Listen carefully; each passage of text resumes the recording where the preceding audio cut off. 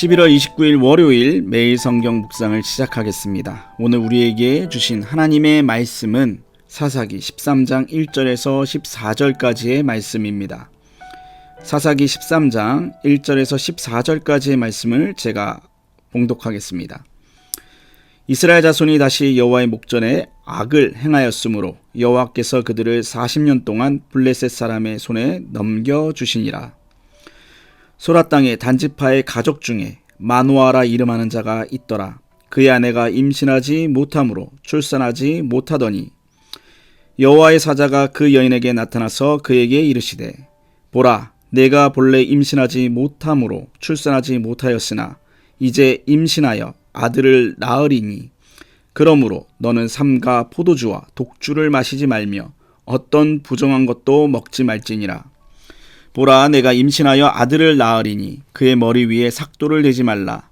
이 아이는 태에서 나옴으로부터 하나님께 바쳐진 나실인이 됨이라. 그가 블레셋 사람의 손에서 이스라엘을 구원하기 시작하리라 하시니 이에 그 여인이 가서 그의 남편에게 말하여 이르되 하나님의 사람이 내게 오셨는데 그의 모습이 하나님의 사자의 용모 같아서 심히 두려움으로 어디서부터 왔는지를 내가 묻지 못하였고 그도 자기 이름을 내게 이르지 아니하였으며 그가 내게 이르기를 보라, 내가 임신하여 아들을 낳으리니 이제 포도주와 독주를 마시지 말며 어떤 부정한 것도 먹지 말라. 이 아이는 태에서부터 그가 죽는 날까지 하나님께 바쳐진 나실인이 됨이라 하더이다 하니라. 마노아가 여호와께 기도하여 이르되 주여 구하옵나니 주께서 보내셨던 하나님의 사람을 우리에게 다시 오게 하사 우리가 그 낳을 아이에게 어떻게 행할지를 우리에게 가르치게 하소서 하니 하나님이 마노아의 목소리를 들으시니라. 여인이 밭에 앉아있을 때에 하나님의 사자가 다시 그에게 임하였으나 그의 남편 마노아는 함께 있지 아니한지라. 여인이 급히 달려가서 그의 남편에게 알려 이르되 보소서, 전일에 내게 오셨던 그 사람이 내게 나타났나이다 하매 마노아가 일어나 아내를 따라가서 그 사람에게 이르러 그에게 묻되 당신이 이 여인에게 말씀하신 그 사람이니까 하니 이르되 내가 그로다 하니라. 마노아가 이르되 이제 당신의 말씀대로 되기를 원하나이다. 이 아이를 어떻게 기르며 우리가 그에게 어떻게 행하리이까.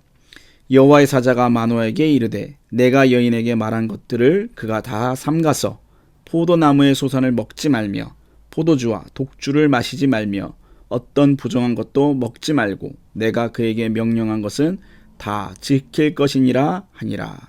아멘. 사람들은 전문가를 좋아합니다. 그래서 전문가의 말을 신뢰합니다.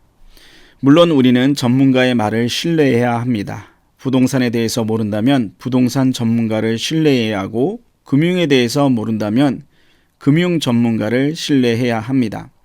왜냐하면 이들은 해당 분야에서 최고가 되기 위해 엄청난 시간과 에너지를 쏟은 사람들이기 때문입니다.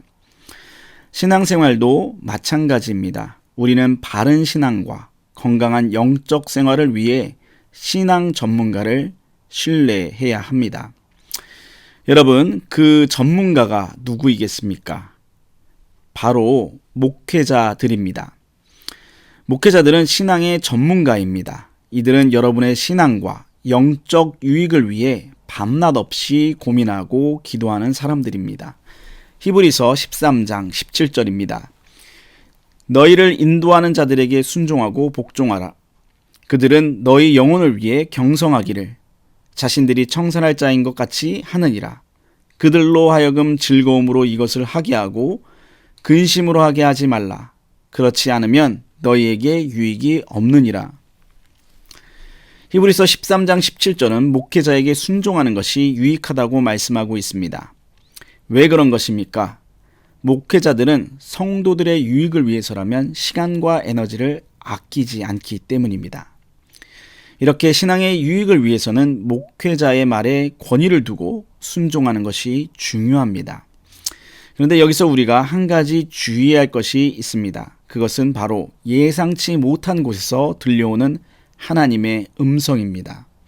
하나님은 성경과 설교로 우리에게 말씀하시기도 하지만 사람과 환경 등 여러 가지 경로를 통해서 우리에게 말씀하시기도 합니다.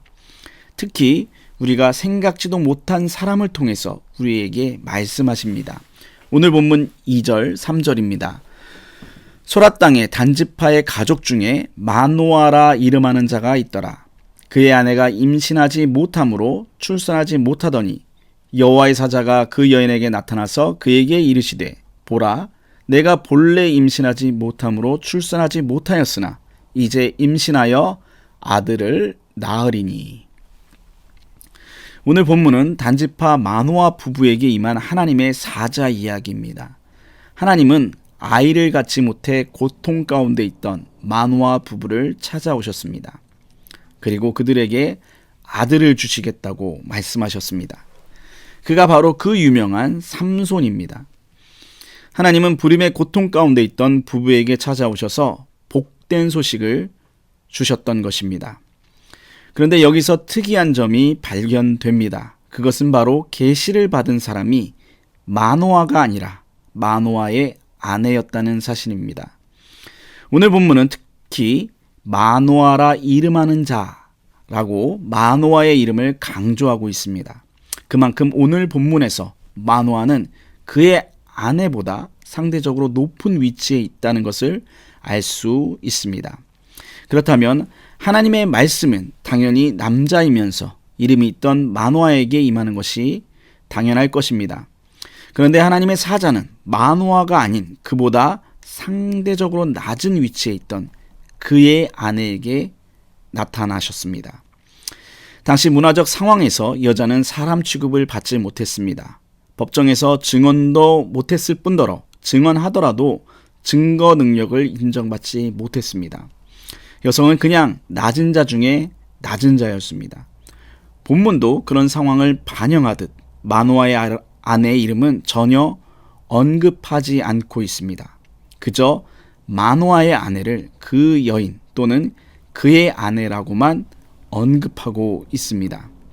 이렇게 사람 취급조차 받지 못했던 여인에게 하나님은 천사를 보내셨습니다. 그리고 그에게 이스라엘을 위한 구원 계획을 말씀하셨습니다. 여기서 우리는 낮은 자를 통해 말씀하시는 하나님을 발견하게 됩니다. 하나님은 말씀을 주시되 인정받고 권위가 있는 자가 아닌 낮은 자를 통해 말씀하시기도 합니다. 그래서 사도 바울은 고린도전서 1장에서 이렇게 말씀하고 있습니다. 고린도전서 1장 26절에서 28절까지의 말씀입니다.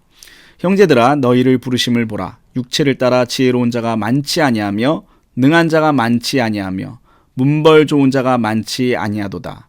그러나 하나님께서 세상에 미련한 것들을 택하사 지혜 있는 자들을 부끄럽게 하려 하시고 세상에 약한 것들을 택하사 강한 것들을 부끄럽게 하려 하시며 하나님께서 세상에 천한 것들과 멸시받는 것들과 없는 것들을 택하사 있는 것들을 폐하려 하시나니.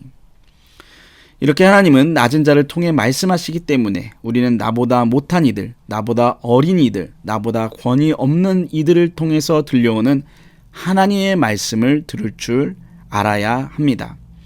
그런데 오늘 본문의 마노아는 어땠습니까? 그는 아내의 입을 통해 들려오는 하나님의 말씀을 믿지 않았습니다. 오늘 본문 8절입니다.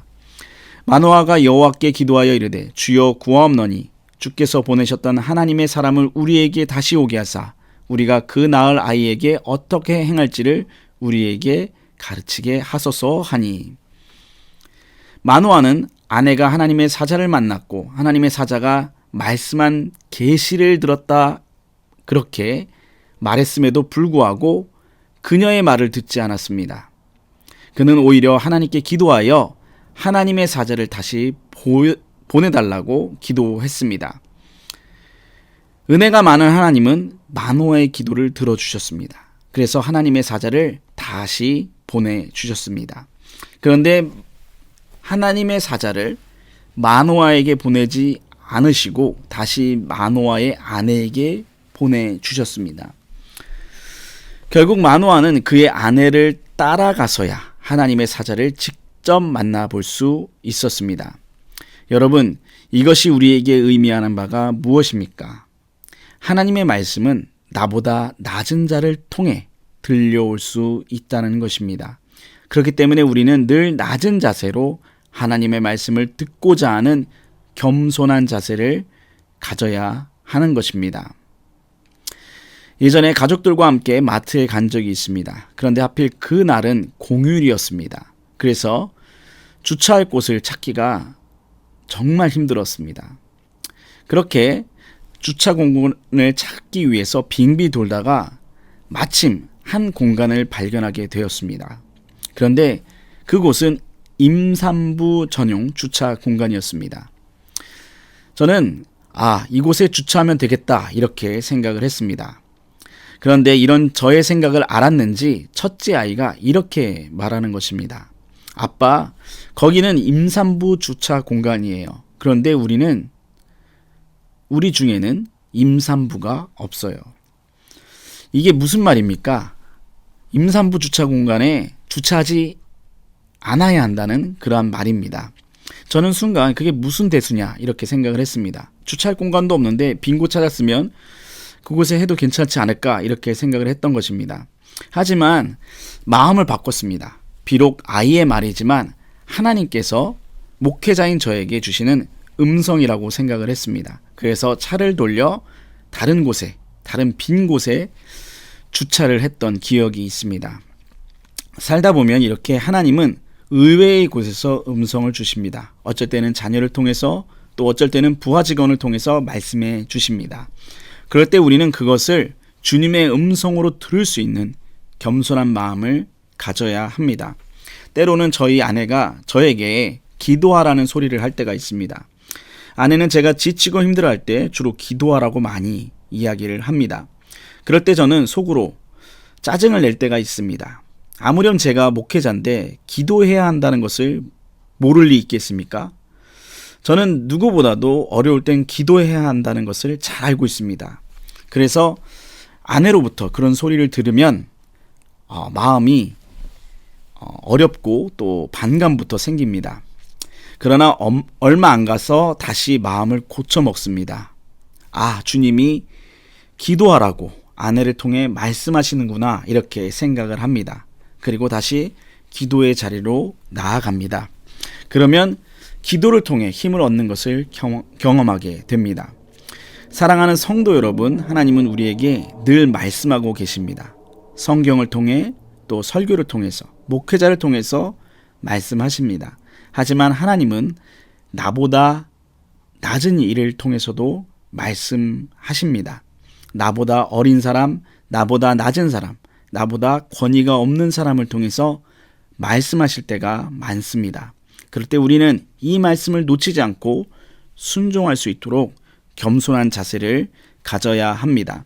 그래야 진정한 영적 유익을 누릴 수 있습니다. 언제나 겸손한 자세를 가짐으로 낮은 곳에서 들려오는 주님의 음성을 듣는 저와 여러분 되시기를 주님의 이름으로 축원합니다. 기도하겠습니다.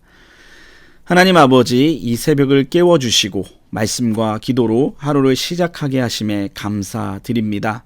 하나님 아버지, 하나님은 성경과 또 설교를 통해서 그리고 목회자를 통해서 말씀하시기도 하지만 우리가 생각지도 못했던 이들을 통해서 말씀하시기도 하는 분이십니다. 하나님, 우리 모두는 영적으로 겸손할 수 있도록 해주셔서 우리에게 말씀하시는 하나님의 음성을 들을 수 있는 은혜를 허락해 주시옵소서. 특별히 우리보다 낮은 일을 통해 말씀하시는 주님의 음성을 듣게 하셔서 늘 영적 유익을 누리게 하옵소서. 예수님의 이름으로 기도합니다. 아멘. 이제는 우리 주 예수 그리스도의 은혜와 하나님의 사랑과 성령의 교통하심이 늘 겸손한 자세로 주님의 음성을 듣기로 결단하는 사랑하는 보문중앙교회 성도 위에, 이들의 가정과 생업과 교회 위에 지금으로부터 영원토록 함께하옵시기를 간절히 축원하옵나이다. 아멘.